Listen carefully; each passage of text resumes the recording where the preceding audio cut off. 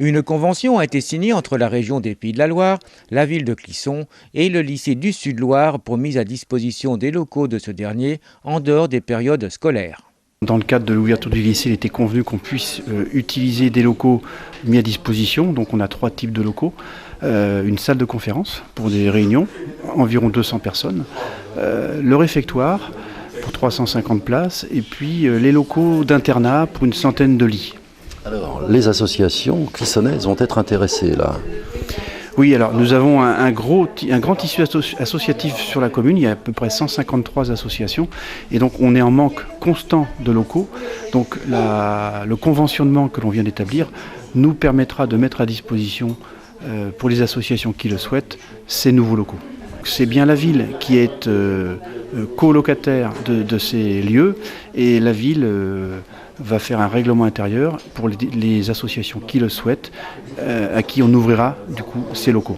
Alors plus tard, bien sûr, il va falloir le faire savoir. Comment on va communiquer pour que les gens, les Clissonnais, savent qu'ils peuvent profiter de ces équipements ? Eh bien, vous faites partie des médias qui peuvent passer l'info. On prévoit évidemment de le mettre sur le site internet de la ville, dans la revue municipale. Et puis, dans le cadre des assemblées générales, nous ferons passer le message et nous enverrons des messages à toutes les associations clissonnaises.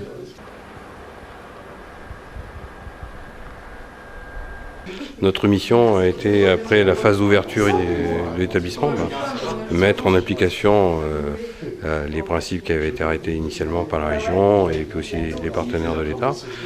Et c'est ce que nous avons fait en mettant en place en fait, une commission qui a travaillé sur une convention qui pouvait à la fois expliciter les usages et puis réglementer l'utilisation de ces équipements.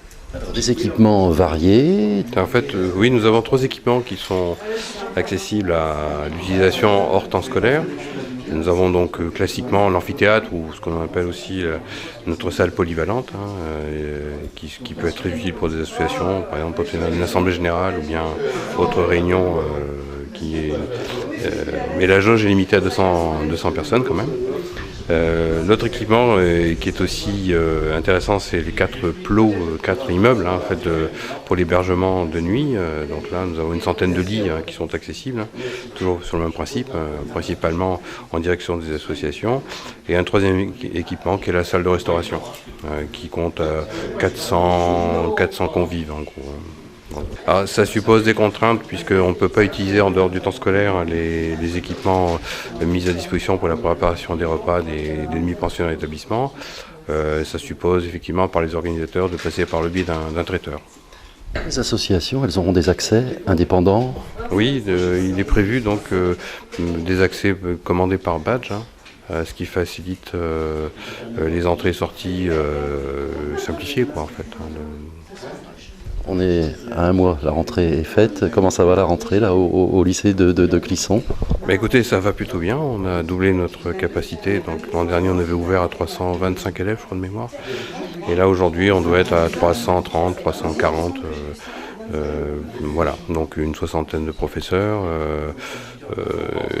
Il a fallu caler un certain nombre de choses au démarrage, démultiplier les équipements informatiques. Finalement, les choses se sont plutôt bien organisées. Et aujourd'hui, l'établissement tourne, quoi. Voilà. On attend la prochaine rentrée. On va de nouveau devoir augmenter notre capacité d'accueil. Mais bon, ça se passe plutôt bien. Un partenariat intelligent de partage de biens publics qui rendra un service certain aux Clissonnais.